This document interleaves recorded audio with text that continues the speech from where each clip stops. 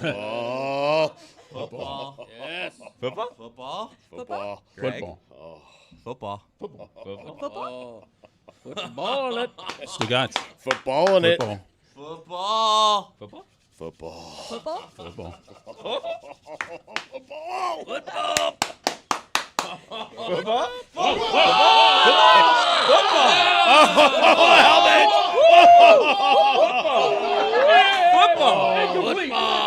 Oh, Spike. Deion.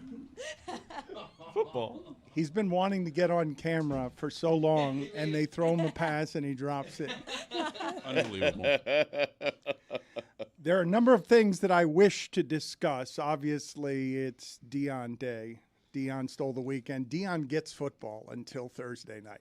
He gets all of the football talk. He owns football. Yes, Lucy told you that Duke was good and Clemson wasn't. Mike Ryan told you that FSU was good and that LSU wasn't. But Deion wins the weekend. We'll get to that in a second. But I heard Billy, and I can't believe that he's saying this because Homer, Greg Cote, is in peak form today. He just said Phillips is going to lead the league in sacks. Correct. He just said it. In fairness to Greg, he said he could lead the league in sacks. Yeah. Right. Yeah, He will. could, yes. He will. I've upgraded my take. Okay, good. Yeah, he will All right. lead the league in sacks. Matter of fact, I'll go one further. Got a shot at 20. The elusive Really? 20 sacks. Okay. Yeah. Yep. Big shot. All right. Okay, so Greg Cote is in full Homer mode, but Billy dared to whisper something that I haven't heard anybody whisper in town. And it's surprising given, the century of football that Dolphins have given us. But Billy asked the question I haven't heard anyone ask, which is, are the Dolphins good? I mean, I didn't ask it just like that. There seems to be no consensus on what this team is, right? I believe the consensus is their expectations for the team. No, there's not even consensus on that because Peter King has them missing the playoffs. And then other people have them winning the AFC. So, they're all over the place, this team, and what people think they will do and what they will be. I think the consensus is if Tua stays healthy, they'll be a good football team, right?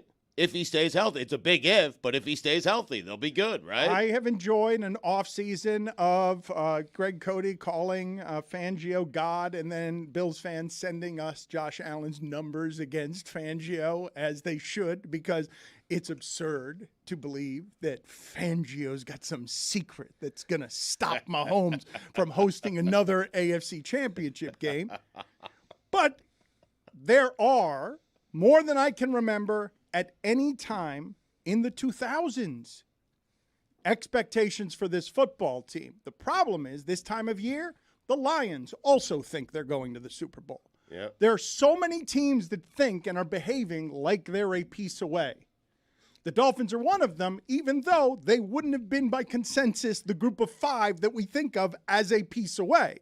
The Dolphins have spent the entire offseason behaving as if they think they're going to win the championship this year. Usually that means you've got to win your division. The Jets also think everything that the Dolphins think about their season. And the Bills have greater expectations than both of them.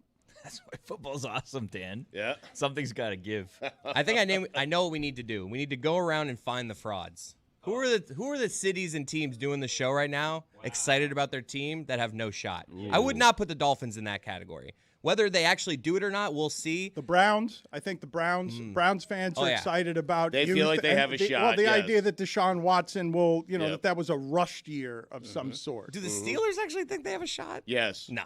They do. That's That's for me. That's my team that shouldn't be doing that show today. We should be doing the show about we're excited. Whether we do it or not, we'll see. But we should be excited. But today. hold on a second. They're saying the same thing about you, which is the no, problem. They're not. Yeah, if they are. If the Steelers fans are looking at the Dolphins think that we're the Steelers, hey, we're not. We have way more talent than you guys. Put it on the poll. Are Steelers fans looking at the Dolphins and saying we're the same as you? The thing about being the fraud is a lot of people don't know when they're a fraud. You know what I mean? Well, I don't think you could call the Steelers a fraud when they've never had a losing season under Tomlin. Like, if they've never once had a losing season, that puts them in the conversation. I love Chris lashing out at Steeler fans having no idea what's going on Pittsburgh sports radio right now. Like, you have no idea.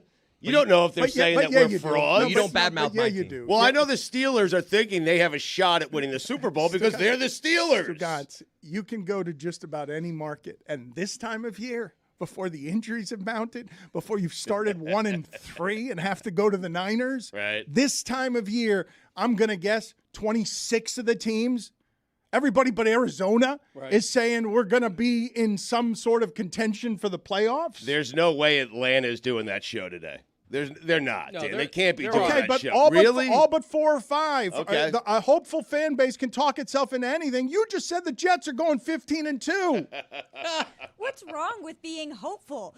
Right now, there's nothing to be sad about. No one has lost yet. Why don't you live it up and enjoy it before it's gone? The Live it Raiders. up. The Raiders can't be hopeful. It's going to be a down year. Well, they have Brady just waiting Exactly. in the lurch. Waiting. Uh-huh. When they start 1-3. Exactly right. Yeah. Let's go for a second to sound here that I wanted to get to, Stugotz.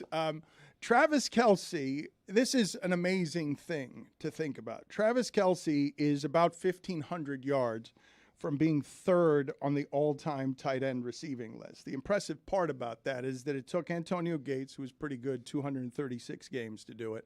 Kelce has played 144. Man. And he is going somehow to be a better tight end than Gronk, who I thought was the best tight end ever if Kelce can stay healthy, and he always seems to stay healthy. But he's the second most interesting guy on his own podcast because his brother is the center for the Eagles, and they've got a very popular podcast, and Jason Kelce is a little bit funnier than Travis is, and Travis is plenty funny and plenty loose. But Travis Kelce... Jason Kelce, they have this story about scrimmaging last year against the Eagles. And The Dolphins. Against the Dolphins, excuse me. Thank you, Chris. And Christian Wilkins evidently lit up Jason Kelce so well that a guy who always has something to say had no comeback to this. Something about a good insult where it's like you can't even like get mad at it. It's just great. You got to tell the one, man. Which one? I got a bunch. You got to tell the Miami joint practice one. Dude, Wilkins was talking trash just in the practice. So he was talking trash, and then I started yapping at him, which pretty big party foul by me because I wasn't able to practice. You were practicing, yeah. So I'm over here yelling, and all of a sudden, out of nowhere, Jalen Phillips says, "Shut up, eyebrows. You ain't even practicing." And I was like, dude. Just called me eyebrows? Like, I can't even come back from that. Like, That boy got some thick ass eyebrows, man. like the dad from American Pie. I mean, it's, there ain't too many dudes got eyebrows like this. Do you know how thick your eyebrows have to be for someone to say that to you when you're wearing a helmet? Now, maybe he wasn't because he was on the sidelines and he wasn't practicing. So, but Eyebrows. But I do believe you can see those particular eyebrows even through a helmet. They house a family of German tourists. They're very thick. Wow, German tourists, Yes. not just tourists. Right. Okay. The bird's in there. Dennis Schroeder. Huh. German tourists. Are the Dolphins good, Greg Cote? He has pronounced them Yes. Super Bowl champions. He No, says, well- no, you know what? Let's get this all out here. Because last year you happened to be right on this front. You said Tyreek Hill and Waddle Right. would have enormous seasons, and they did. Yep. And so enormous that evidently the Colts asked for Waddle in exchange for Jonathan Taylor, and Chris Greer, who never says anything like this, just said, yeah, Waddle's not available. Just nobody can have Waddle. You can't have Waddle. He's I ours. don't care who you are, what you have. I don't care. Waddle is ours. But there was, Billy, you were right. There was a mystery team. There's always a there was mystery team, Did you Dan. see Yeah. who the mystery team was? Yeah, the Packers, right? Yeah. What are they doing? They think they have a chance, just like the Dolphins and away. everyone Yeah. else. A piece They're away. not a piece away. They were a piece away with Aaron Rodgers. Bad division, Billy. They lost It is that a bad piece. division. No, but they've got a great offensive line. Eh. Okay, good commentary from the fourth-ranked International Football Insider as he prepares you for God Sometimes Bless you need Football. to just dismiss some of these things. You know what I mean? Like, okay, win your division, and then what? Okay. Get bounced in the first game of the playoffs? But get out of here. To answer your question, yes, the Dolphins are a very good, bordering on great team. I have them ranked number 4 in the NFL. You mentioned that last in week. my The thing, opinion. the thing I wanted to ask you It's worth repeating, Dan. is, yes, you've got them 4th in the league. Yeah, go check out my NFL rankings, which I put out every year. These are great. I have the exact order 1 through 32. It's a beautiful Deep array concept. of teams. Who's 26? You know, I'd have to look it up. Yeah. Yeah, I'm not sure, which I encourage listeners to do. Go look that up. Just Google Greg Cote NFL team rankings. It comes right up. They deliver it right to your I digital want all doorstep. your homerific picks. You say Phillips will lead the league in sacks and Right. get to 20. Maybe. Tyreek You keep making it a maybe. I don't understand what you're doing. Well, he said he might get to 20. You didn't say definitively. But you He keep. did not. I don't understand why you keep Trying to help him out, No, Dan. you're not trying to do anything other than undercut. He is making with conviction these bold claims, and you keep doing maybes to him. I don't do maybes. By the way, no maybe about it. Number 26 in my rankings is the Titans. The ghost. They've given help to the ghost of Ryan Tannehill. Right. They still have Derrick Henry. Defense sucks. They won't do much of anything. Tyreek Hill, 2K. Okay, Tyreek Hill will get his 2,000 yards. You're the worst. And break the NFL record. You're just Hulk Hogan right now. Jalen Dolphins fan. Waddle will receive for more than 1,500 yards. Wow. Tua will allay all doubts by playing in 16 of 17 games. He will miss one game. Jalen Which game? You know what? I don't want to say. Okay, because it could thanks. influence betting trends. Fair. You know. Yeah. Appreciate it. Yeah. But, yeah, the Dolphins are the real deal. Mina Kimes, who knows the NFL as well as Keep anybody going on though. earth, I want to hear. I don't want. says I they're a want top your 5 thoughts, talent. not Mina Okay. Kimes. I asked you. Okay. If I wanted to talk to Mina Kimes, I would do this with her. Okay, you want more of a stat breakdown? Like I want you to tell me what all of your predictions are for homerific. What is going to happen? Jalen Ramsey's going to return and have 40 interception and 17 pick sixes. What's going to happen? No, Jalen's gonna sack 20 times. He's gonna lead the league with 20 sacks. Phillips. Jalen Phillips. What did I say? Yeah, he was talking about Jalen Ramsey. Oh, if Ramsey has 20 sacks, that's unbelievable. Ramsey will This is the new will miss unapproved most of the LeBatard season. show with the That's Stugotz. Gamble on by DraftKings.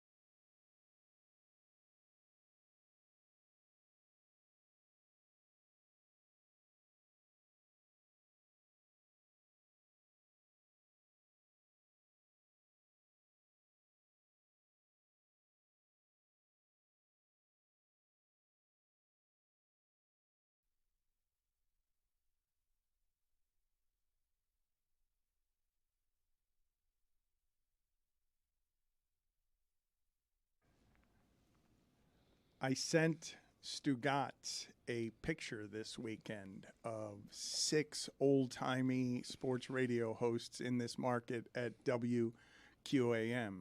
Hank Goldberg and Mark Eisenberg, and it was 6 Eddie Kaplan. Yeah. And Stugotz's response to me was a surprising one: put them all out of business. We did. But I saw this weekend that there was one we did not put out of business, and it made me smile. It really did. To see Joe Rose answer the door in an Air Around the Clock commercial, I saw it. wearing a shirt that said on the front, Joe Rose. That's my man. I like it. Big dog. It made me genuinely thrilled to see that him and Air Around the Clock are still out here, because this is, Stugotz, this has gotten to be a tough business. There are not, the business. Not for Joe Rose. Not for Joe Rose, man. He's a plow horse till the end. 300 tight end receiving yards for Marino. No one has made more out of being a remora fish around a great white shark than Joe Rose. Wearing a shirt that said, again, in giant block wham letters, Joe Rose. Of course. We didn't put Joe Rose out of business because we hired Joe Rose to do mornings for us. Because you can't put Joe Rose out of business. He's got too many relationships in this market, and no matter how good Stugotz thinks he is at putting people out of business, Joe Rose and Kim Bocamper will not be put out of business. So long as headquarter Toyota keeps coming in with That the money. is correct. Yep, and Dry Concepts. They've got the relationship Stugotz thinks he has in this market that Stugotz does not have. Why? Because no one has them. These come from the Dolphins' past. They made friends with car dealers and air conditioning people, and they will ride that to the grave. Radio can die. South Florida can sink. And Joe Rose will still be telling you about Lenny, Spiffy, Eddie, and the rest. Chippy. Whatever. Scotty and Mike. And Boar's Head. Oh, Boar's Head. Those were the glory days in this market. Yeah. When a season started for the Dolphins, and it was allowed to have expectations like this. It's been 15 years. It's been what? Lamar Smith won a playoff game, and then they played the Bills with their backup quarterback, and they played the Steelers with their backup quarterback. The league is built on parity. Everyone has the same salary cap. The Dolphins are never here, and they're behaving right now like they're never going to get here again. Trade everybody, get everybody. We're playing for right now. We don't even know if the stadium is going to get swallowed by the shore. You have Joe Rose still reading Air Around the Clock. Floating commercials? around. That's right. Floating around on something made of bamboo. There will be no power, but he'll be here to tell you Air Around the Clock can get you air around the clock because your wife is hot. I love the big dog. The shirt said Joe Rose. Right. Now, Greg Cote fancies himself. You heard the authority. He just said the Titans. Man, no one's got the Titans falling like that. Titans have been good for a long time. Yep. Greg Cote's got them at 26. Greg Cote's podcast, The Greg Cote Show, featuring Greg Cote, With. Yeah. So fun. Yeah. has some sound of why it is that you should respect Greg Cote's expertise. Here he is on Colorado football and Deion Sanders. He's the most overhyped college coach in the country right now. Colorado, they were 1-11 last year. He takes over the team, changes the whole roster, and now because he's a self-promoter, Coach Prime, everybody thinks they're instantly going to be great. They're going to get their ass kicked this season. It's like ridiculous. They're ranked like in the 80s. Like they are so far from the top 25, you need binoculars to see them. The Greg Cote Show featuring Greg Cote. With. Yeah. Fine. Wherever you get your podcast. It's just, when there's too much attention for too little reason, my human nature is to go, wow, it'd be fun to watch him fail. I know that's not a positive trait by me, but I'm just looking for Deion Sanders, Coach Prime, to fall flat on his face, frankly, because the hype is such that people just expect Colorado to instantly be great. Yeah, that take hasn't aged particularly well. It sounded good coming out of my mouth. And by the way, I deny what everybody is saying. I categorically deny that I have something against Deion Sanders because 2 years ago he had agreed to come on my podcast and changed his mind because I would not agree to his personal assistant's demand that I refer to him only as Coach Prime. What? Really? No Yes. wonder you said that with so much bow. Coach Crazy? Prime. I believe that 100%. Wait a minute. Yeah, This no, is a that's the real truth. story. Greg. Your pettiness is showing so much. Your analysis of Deion Sanders was based on No, him I'm turning kidding. down a I told you I categorically deny that.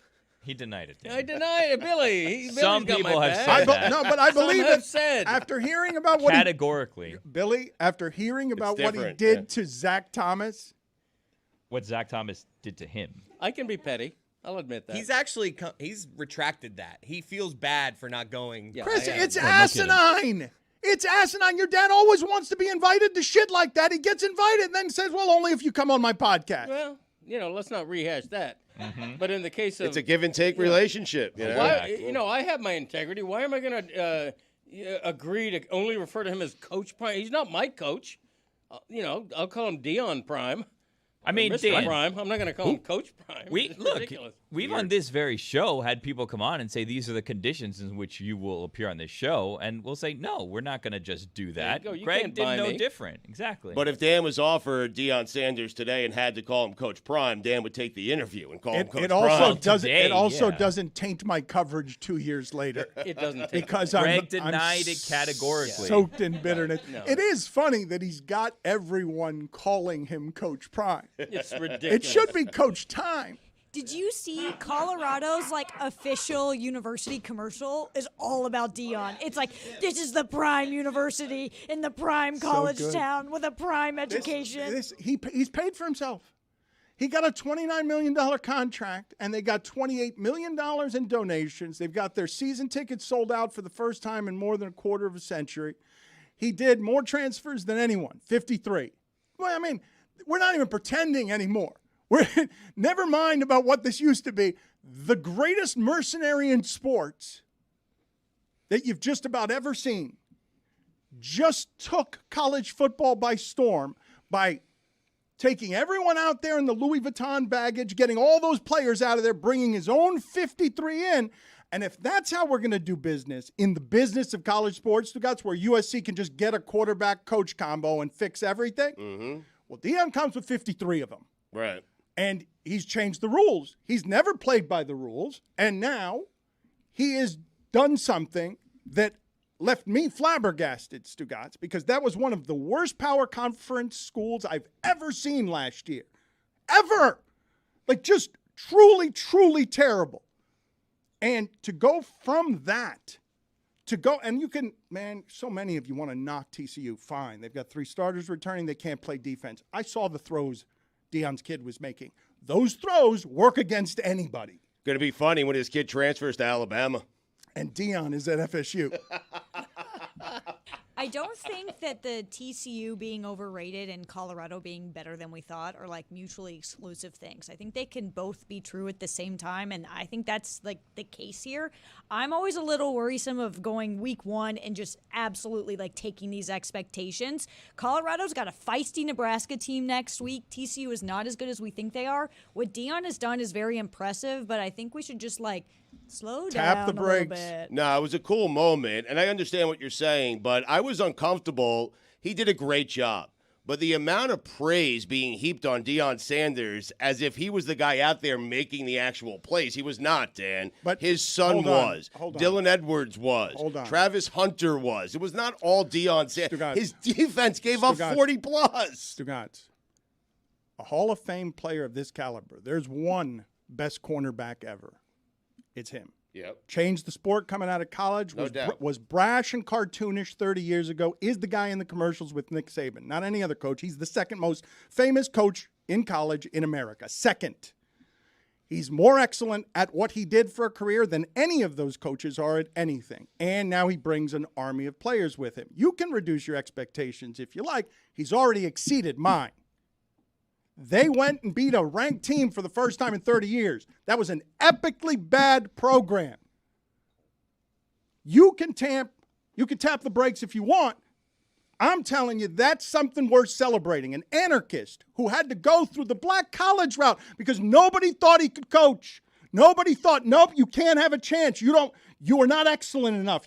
Steve Kerr can have a chance over here, Derek Fisher. You can't have a chance, Deion. You've got to go to a school whose funding is so bad that when you get to the Colorado program, terrible, you're awed by the facilities. But, Dan, I'm not tapping the brakes. I think, and I thought this before it happened. I said, Florida State should fire their coach and hire Deion Sanders. FSU looks really good. I believe in Deion Sanders. I do. I'm not tapping the brakes. I was just uncomfortable with all the credit going to Deion Sanders and none of it going to the kids. Travis Hunter was talked about plenty. We all learned the names. We celebrated Deion over the weekend. We all learned the name Saturday of Travis Hunter. If you did not know it before and you care about sports, that's what happened Saturday. A star coach and a star player made an appearance to now make expectations when they go to Nebraska higher and different. But I'm just telling you that what I saw from a competence perspective, I don't care that TCU can't play defense.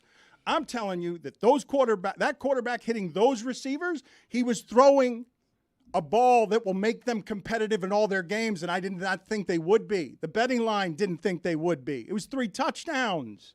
That's the first time they've beaten a ranked team on the road in 30 years as a program. Like, you can just celebrate it because it's seismic. It's unbelievable what he just did. They played for the national championship last year. It could not have started better because it wasn't just that they won. Holy shit, did you want to watch that game? Yeah. That was fun to watch.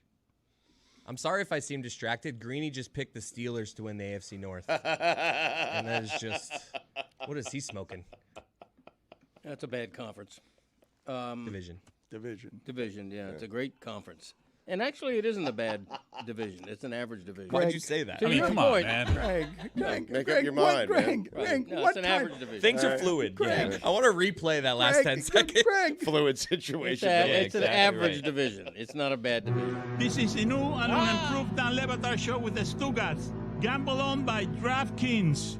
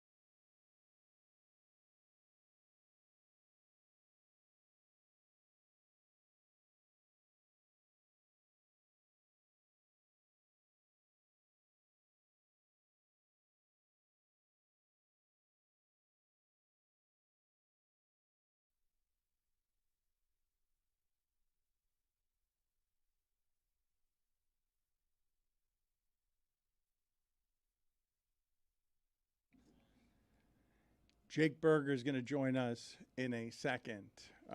TCU, incidentally, Stugotz, had a defensive tackle, a freshman, who was 6'5", 455 pounds. Wow. 18. Freshman. That's insane. Yeah. I'm confused by that. Just generally confused by a freshman being able to be that size. And I'm also genuinely interested in this part because you guys during the break were still not wanting to give Deion credit. And I do think it's funny when the story arc is you believe guy's going to suck. He shows you week 1, oh, quite the opposite. That's the best start we possibly could have had. Both of you react with, yeah, tap the brakes. Show me in week 2. Nah, it's Nebraska. Show me against Alabama. Yeah. And, okay, we'll get there. Just the fact that we're talking about this way about Deion and that he's already paid for himself. Stugotz, the program, think about what just happened. The program couldn't afford that coach, didn't have the money, hired him anyway. The fans, they crowdsourced. They got him there, and they got $28 million. And now they've got season tickets. And now they've got the hottest story in sports all weekend. He's already paid for himself. I understand that. It's a great story. I myself believed in Deion Sanders before Saturday's win. Dan, you're basing all of this off of one game.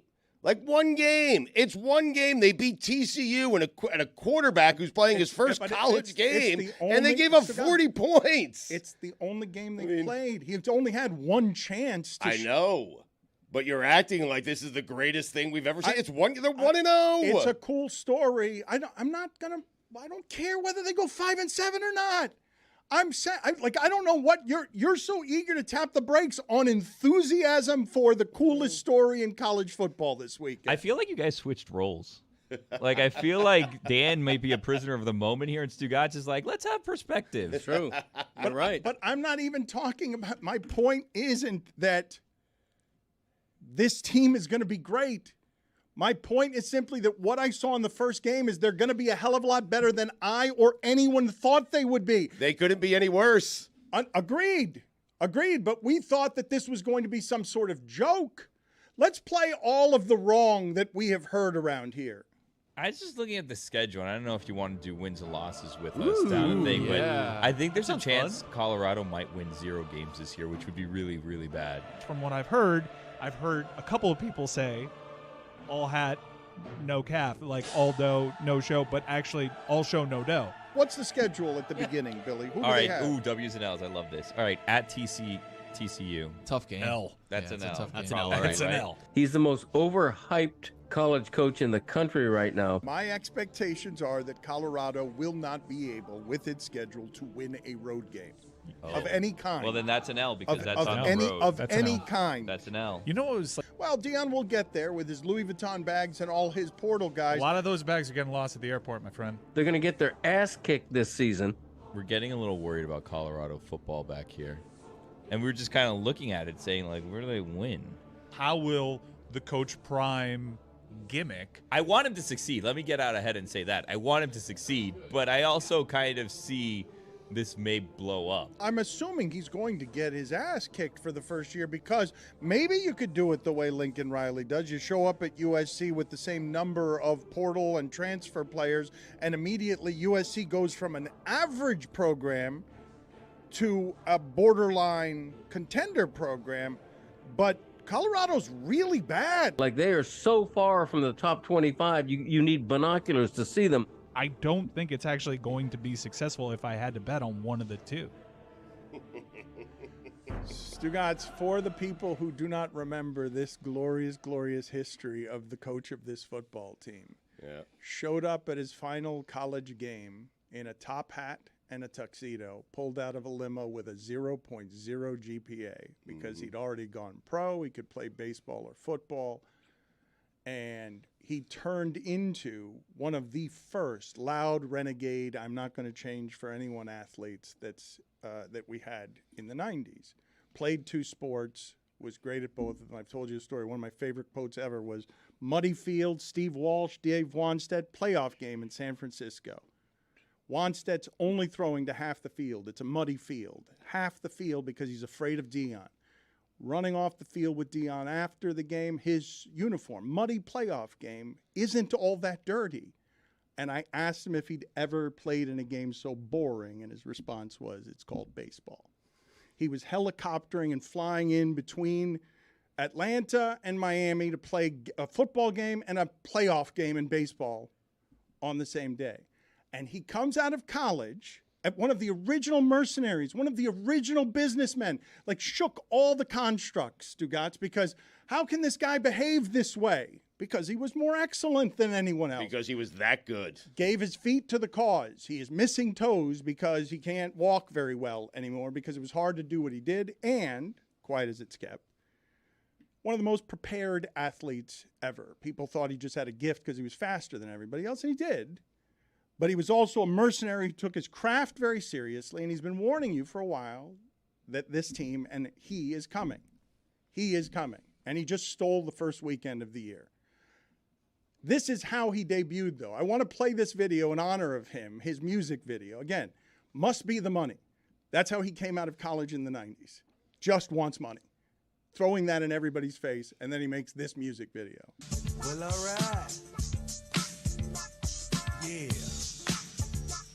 You know, ever since I turned pro in 1989, when I signed the dotted line, it was strange.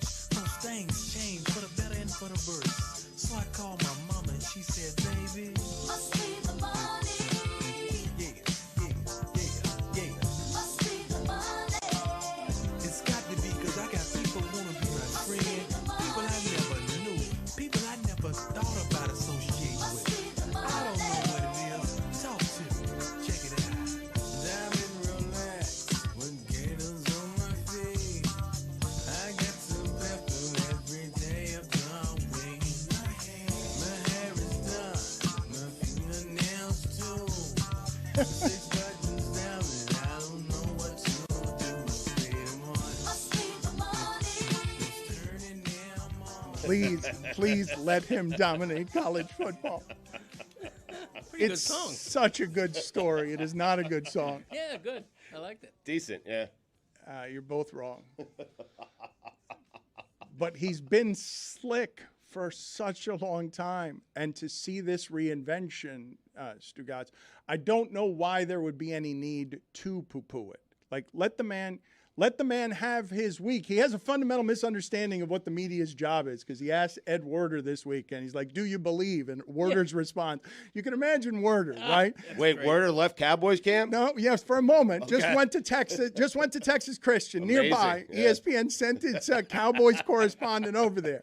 And you can imagine how tired Cowboy Ed Werder is of the entire Deion experience. And he's got to trek across the desert to get to where TCU is and sit in the locker room and have Deion yell at him, you don't believe, do you believe? And Werder's response, because he's a grizzled veteran, was, in what? He won't be rattled. It's not even rattled. It's just, at this point, you can go to Ed Werder about anything in life. And you'd be like, this whole industry is beating you down, right? Like, it's hard covering the Cowboys and talking about Dak every day. Like, yeah, you must be tired. Do you believe? In what? In Disney, in sports coverage, in reporting, in the life of journalists on the sideline. In what? Deion wants people to celebrate with him, and of course this is going to be, instead of just excellence and success, it also will be polarizing, but that's good for business. It's been good for his business forever. See, you said that like you can't like crap on what Deion is doing, and I agree. He's been what a fantastic first win, like all the credit there. But for me, as someone who just loves college football so much, it scares me about the expectations for head coaches going forward. Deion is actually not the only coach that has done this whole transfer thing to this level. Texas State beat Baylor this weekend, and that was a coach that brought in 50 new players as well. That's going to become the standard. It's going to be even tougher for coaches to retain their job because they're going to say, hey, Deion got to Colorado, won immediately, and that kind of freaks me out. Lucy, I could not possibly care less about the people running these programs, feeding off of the injustices for as long as they have. Of course, Bishop Sycamore, and a team with an army of soldiers is going to show up for the money because Kirk Ferentz has been too safe in his job for too long. And of course, if I can make my program have no money and be a bad, terrible, terrible power conference team, and overnight I can hire a guy and his expendables, his crew, and win the day the way Colorado did this weekend. Do you know how much value there is? Money value in Colorado Nowhere program for a quarter of a century. Stugotz, they have not mattered since they won a co-national title, and everyone on their roster had been arrested. Everyone on their roster was arrested. They won the title, and then football has not mattered there for a really long time. This is not the primest job that Prime could get. No. This is the only one that he could get, one with no money. And he won't be there long. Probably not, because he's underpaid already. He has already paid for himself just by doing the media circuit this week, just by wandering around doing the interviews on, can you believe what I just did? I changed college football. It doesn't matter if it echoes or not. Like, obviously, in the long term, maybe it'll change the business construct or not, but I'm so tired of these coaches like Dabo Swinney. Go away. Good. You had a nice run, and now let's see what you can do. Now let's see what you can do in this climate. Let's make that a democracy. You've been bullying players forever. Now let's see what it looks like when you can't get all the guys because somebody else gets all the guys. I think the forgotten part of this, though, is there were 50 players on that Colorado team who had to leave. All of them weren't good enough for Deion, and that's fair and that's fine. But I remember just reading the stories of kids who were like, my dad played here. This was my dream school. I got recruited here. I've been here 3 years. I have to go. That's going to become the normal. So just think about these kids who have to leave their school, their friends, their lives, Lucy, just because a new coach comes in. What you're saying on both counts, the humanity of coaches and kids, you are so right.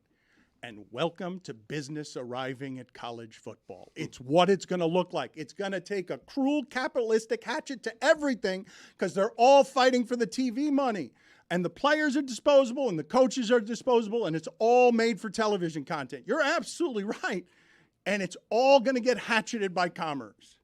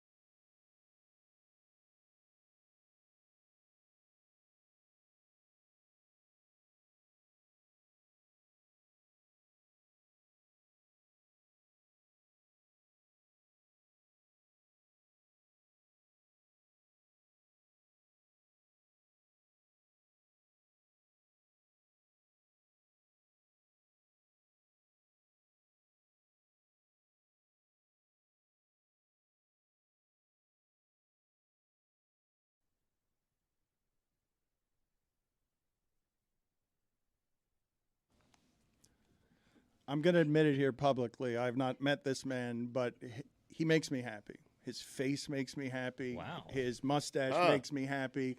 The way he plays third base, the way he plays baseball makes me happy. The way he mashes. The pornographic hacks that he takes make me happy. Jake Berger with us. They may have rescued their season over the weekend. The Nationals have lost to them every time, I think, except twice. But it's nice to see you, Jake. And we were just talking about the humanity of athletes and how we forget about it. I cannot imagine, Jake, how tired you must be this late in a baseball season. It is inhumane the way they play 162 games and make you fly from city to city. How tired are you with a 9-month-old trying to change lives in a different city and also, hey, here's a pennant raise? Yeah, it's definitely there's really no words to describe it. I think August is probably the hardest month just because there's no other sports to kind of get you out of it. But you get into September, you get NFL games on, you get college football games on. So, you kind of can glaze over the sore legs and whatnot. But yeah, I mean, anytime you're in a pennant race, though, that adrenaline kind of kicks in right when you get on the field, and you don't even think about how tired you are. Jake, walk me through the mechanics of trying to put a new. Well, I know yours is a 9-month-old now, but a young child back to sleep when they wake up in the night. Are we a bouncer? Are we swaying from side to side? Drive What's the around strategy? the block? What are you doing? Drive around the block? Yeah. Yeah. So my wife and I, both of our sets of parents drove us around the block, and they're like, "Do not do that. Like, don't get into that habit. Get them used to it. What? Yeah. At all." So I'm more of like a swear, a little shh. Oh, a little shh. Little shh. Yeah. Sing a little bit. Yeah, my wife's more like bounce. I'm more sweat. Jake, before this series against the Nationals, a lot of people, Dan included, said the season was over for the Marlins. Is it possible that on Saturday when you had your multi-homer game, you thought, you know what? I need a little break from a 9-month-old. Like, we need this season to go on as long as possible. Let's go on an extended playoff run just so I can get some sleep on the road. Because I'll tell you a personal story. I have a 2-month-old now. I have a 2-year-old. I was hospitalized with kidney stones like 6-7 months ago. It was the best sleep I had gotten in months, and I was like, man, I should have been hospitalized sooner. So I imagine when you're on the road, you're getting a lot of rest. So you want this season to drag out as long as possible, right?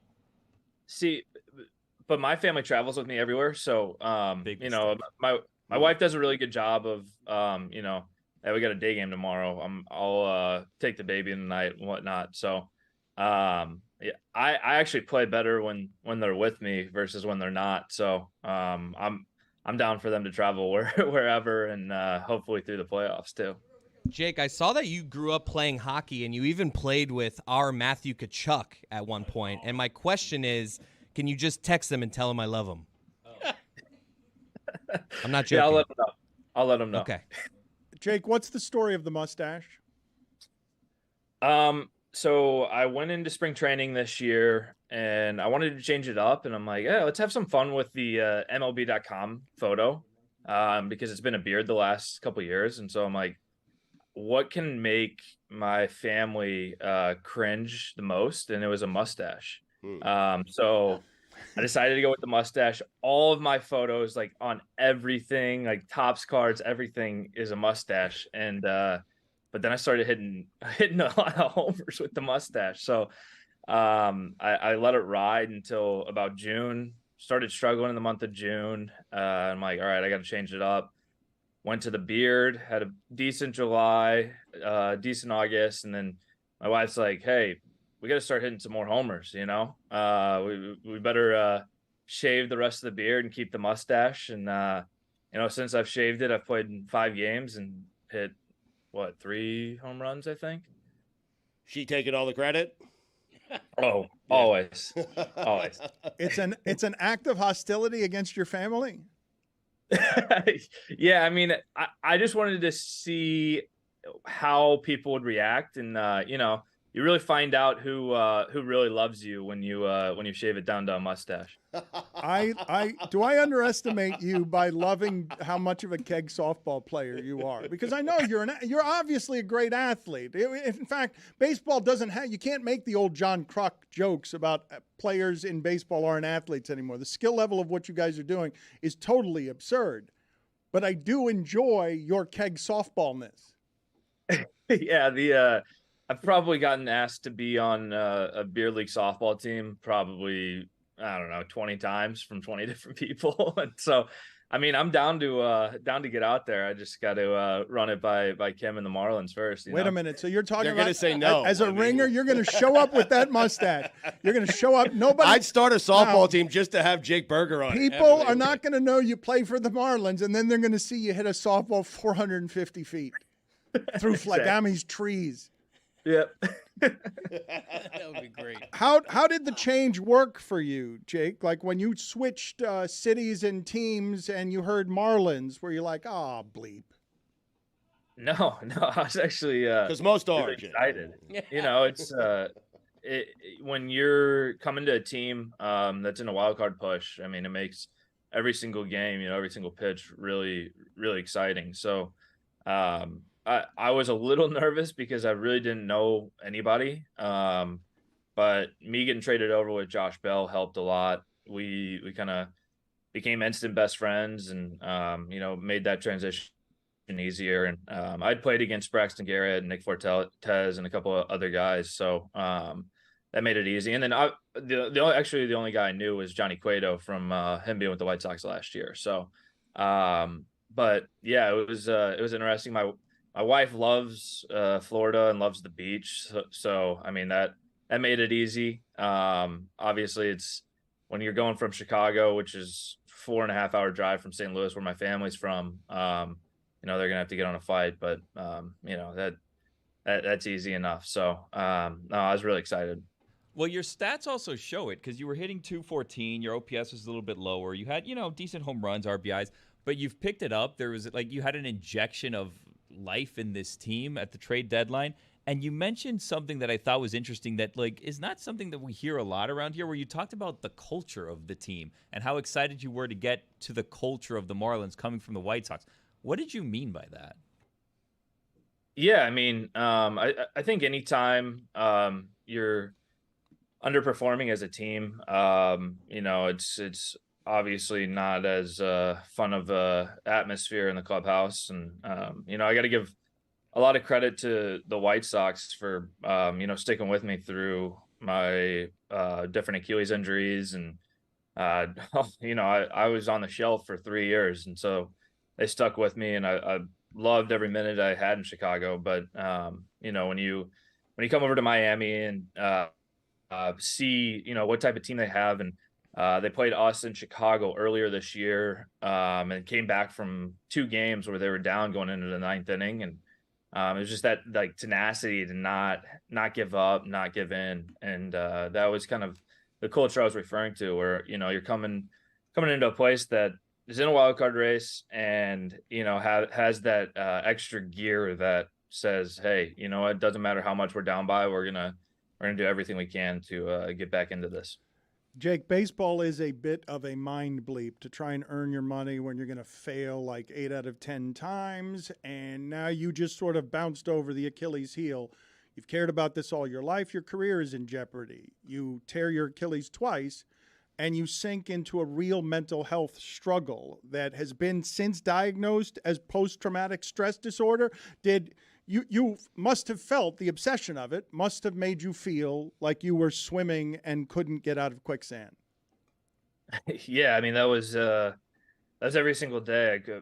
I really, when something's taken away from you that you've been doing your entire life, it's devastating. And I really didn't know how to deal with that mentally. And, I didn't really have anything in place to, be able to express what I'm dealing with. And yeah, I got diagnosed with PTSD, and especially from my second Achilles rupture, which happened at home. So because obviously when you're on the field and you get injured, it's like, okay, I can kind of compartmentalize that injury with being on the field and playing baseball. But when you do the second one at home, it's like, this is everyday life type stuff. And it's going to affect me a little more. So, it was really hard. I really thought about quitting multiple times, and actually had first conversation I had about fully quitting was with my mom at a Witch in St. Louis, Missouri. And I basically was like, hey Mom, I'm thinking about quitting. She's like, don't regret anything you do in life. I think if you quit, you're going to regret it. And I had the same conversation with my dad. He echoed the same thing. And, I'm very, very fortunate that they were there to kind of nudge me along and get me back on the right track. Jake, I'm sure a lot of people who've gone through mental health issues can relate to what you've gone through. How did you get through it? Was it just family that you leaned on, or did you seek professional help? How did you manage to get through all that? And PTSD, that's a strong diagnosis, Jake. So you feel like you're going crazy, correct? Yeah. There was multiple nights where I'd be laying in bed and my whole body would freeze up. It would basically feel like I was re-tearing my Achilles again, and my whole body would kind of get rock solid, and I'd kind of have this I don't know how to describe it. It was I don't know. It's really hard to explain that aspect of it. But getting through it, I really leaned on family, and I kind of made up this like Burger Bombs list of things that I did to kind of help me. And it's a pretty cool acronym because obviously it's Burger Bombs, but that's right. That's exactly perfect. why. Yes. That's exactly why it's a cool acronym, because of course it's Burger Bombs. but so the B of the Burger Bombs is be open, and I was in this day and age, I think the stigma is starting to kind of go away. It's still there though about men being able to just talk about their feelings and talk about what they're going through. And for the longest time, I would just kind of bottle it up, and I started to push my family and friends away and kind of just go into the shell. And so once I was able to kind of start talking about it more and more, made me feel better, made me realize that there's a lot of people that are also dealing with similar stuff. So that was probably the main one. It was be open, and then the M of the Burger Bombs is meditate. And I really started to focus on breathing and just be mindful and realize that this sucks now, but who knows what's going to happen in the future. So just take it one day at a time, and just keep waking up. Jake, we have about a minute left. Which? What is that? Oh, it sounds delicious. I bet. Was it a good which? Was it good? What? Tell me more about which. It's a sandwich place. You guys never been? No. Yeah. It's like a full custom sandwich place. Like you can customize like your entire thing. Look how it's awesome. You put it on the happy, bag. Look how happy he is under that mustache. Look at him. We finally asked the question. Look at him. Look how delighted he is. I mean, it's unbelievable. I can't believe you've never had it. Well, what's the perfect sandwich? Walk us through it. Oh, that's there's so many options. I think whatever sandwich you have to have banana peppers on it. I don't know why. I just love banana peppers. I think it's probably an Italian. Get some salami on there. Get some ham, and then banana peppers and mustard. Josh Bell keeps making fun of me because I like mustard. And it's really starting the Burger and Bell thing is a buddy cop movie. Like you guys run around baseball dropping bombs all over the place. Like the Marlins corner infielders feel like giant guys who are only swinging to hit the ball 7,000 feet. Yeah, and apparently Josh doesn't like mustard, and it's I'm trying to get him on that train. Is that a good sandwich that Burger has put together? Because you guys were making a lot of faces at his banana pepper edict. You didn't like that. Not my cup of tea. It's a weird staple. Yeah. It's not mayonnaise. Look at that. Burger, you like a spicy burger. You like a spicy sandwich, and everyone here is judging you. No one wants to say it to your face because you're a big famous athlete. Yeah, I mean, it's all right. I'll probably get like 15 texts after this too from my friends and family judging me for it too. So one more on the way out here. How do you like your burger cooked? Cooked or like customization? Because cooked, I think it's like medium, like temperature, and then you don't want to get too raw. Don't want to get too overcooked. And then I would say it's a good old like smash burger. Mustard again. You put a little cheddar on there. Pickles, and that's about it. No banana peppers. You left out banana peppers because we didn't like it. The best burger fries are at. I would say. See, I haven't tried enough in Miami to give a tab, so I can't. I have no Talking say in national chains though. We don't really have. There's one answer here. Jake. Are you One afraid answer. of offending Cubans? What's happening here? I don't think. Yeah, apparently the Cuban burger is really good. I haven't had it yet. Yeah. But yeah, I'm gonna say Shake Shack is the best like national. We got it out of him. Wow. Yes. Thank you, Jake, and congratulations. Isn't your nickname Burger King? Yeah, but Burger King's good too. Burger King literally gave you burgers. Nick Saban of Butte. Overrated. Thank you, Jake. Appreciate it, sir. Jay, thank you, man. Thank you. Yeah, no problem. Good luck the rest of the season, buddy. Thank you. You must be so tired. He's in LA. He must be so tired.